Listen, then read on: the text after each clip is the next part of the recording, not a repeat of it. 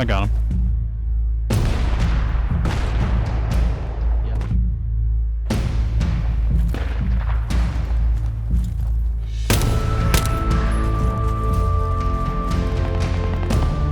I think maybe we can continue from up on the bridge toward There's another.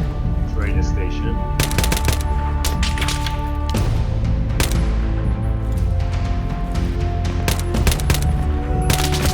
Oh, I'm down.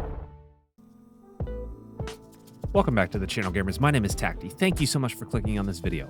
This is the Reality mod, a mod that takes Battlefield 3 and turns it into a squad-based milsim light experience. The game is opening up to the public on July 17th and provides a simple yet tactical experience. There's some things that you've got to know here though, and I'm going to give you some of my impressions as well. And just something to keep in the back of your mind, this is coming from a person who absolutely is terrible at the milsim style of gameplay. At least, I mean, now they can no longer attack us. So if they didn't Whoa. start capping, we're good. Also, what's killing you guys down there? Those 2 or 3 kills I got at the beginning, those are like half my kills for the day. But regardless, if you find this video helpful, you know what to do. First things first though, gamers, the first thing that you've got to know, unfortunately, this isn't like Project Reality. This isn't going to be a standalone project. You're going to need Battlefield 3 Premium in order to play this game. You're going to have a legal copy of that installed onto your system. It's likely most of you already have that available if you're listening to this video, but if you don't, you're going to need it. And I definitely would recommend, if you don't have it, do not pay full price for that bad boy. It goes on sale all the time apparently, but no, it has to be a legal copy for all you degenerates out there. The next thing you'll need to know is that you'll have to download and install the Vanish Unleashed platform. This is the modding platform used for Battlefield 3.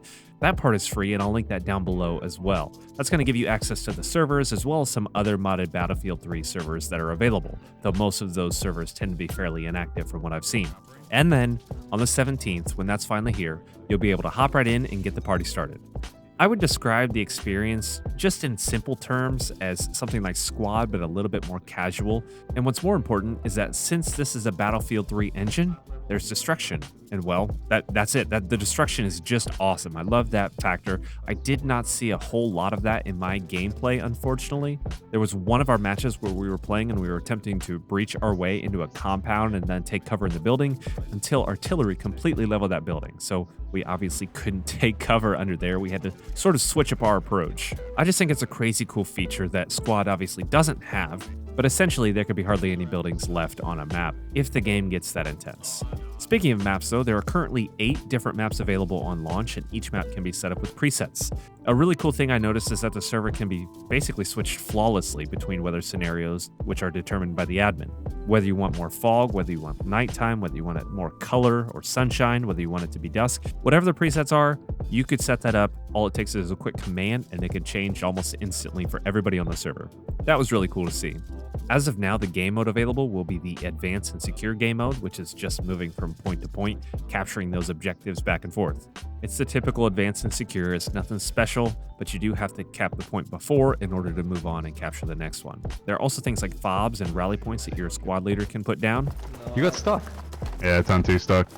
Can somebody just cap them and Can you lay revive 'em? down? Sorry for that. There's in-game VoIP with squads in between other squad leaders. There's local VoIP. And in the future, there's going to be some lethal vehicle gameplay and not just transport vehicles, and also some air support. There are a lot of things left down the pipeline that they want to accomplish, but that's going to take some time, I think. It's been several years that this has been in development, so it's just going to take time. The squad system allows for several different roles with up to 8 gamers in a squad. You're able to equip different optics for your weapons, but right now that's pretty much the only weapon customization that you've got available. Personally, again, the destructible environment is what I think is awesome. You can topple buildings, forests can be completely destroyed. Again, another example, we were running through a forest that, well, wasn't a forest anymore because all the trees were knocked down because an artillery strike landed there recently. There was more guys just down this bridge. Yeah, move Like, along the bridge. along the move bridge. along the bridge. Don't cross the open. I mean, it used to be a forest, but like an artillery strike makes that impossible. But we can cross the That's just a really nice feature that these large-scale games don't really have. Now, that doesn't mean everything's all sunshine and daisies, though. I want to talk about my experience here, and again, it's coming from a guy that sucks at Squad. That's why I never have it on the channel. I'm absolutely awful at it, and so it's really not fun for me. It all just takes too late. It doesn't matter. It doesn't matter. I just don't have it on the channel, but playing this was a little bit better experience. I'm still horrible, don't get me wrong, and I suck at communication. My aim is trash, and I'm a big pile of doo-doo when it comes to identifying targets. With that said, I did find it easier to pick up than Squad. It's a bit more casual, and there are some lighter mechanics that make it not as milsim-y. The recoil is a little bit easier to control than Squad. The movements are a little bit more fluid, especially something like vaulting and changing from prone to crouch, so on and so forth. But the core mechanics of Battlefield are still beefed up to be a little bit tougher and a little bit more hardcore in this build. Now, unfortunately for me, and basically the reason this video is not gameplay, the playtests were very limited, and I felt like I needed to get that first game under my belt before I felt comfortable playing. But once I got that first game in, I felt a little bit more confident and had a little bit more fun. But that can also be difficult to get more than one game in, because I think one game that we played went a little over an hour, maybe an hour and a half, and that's great if you've got the time. But if you don't, it's going to take a few gaming sessions to really feel comfortable with this game. But once you do, I think you're going to have a lot of fun. Keep in mind, those of you with some high NPCs, there were also some technical problems. Several people had some issues with crashing. Apparently there's some sort of RAM leak, it sounds like. It was rare, but it was still an issue for some.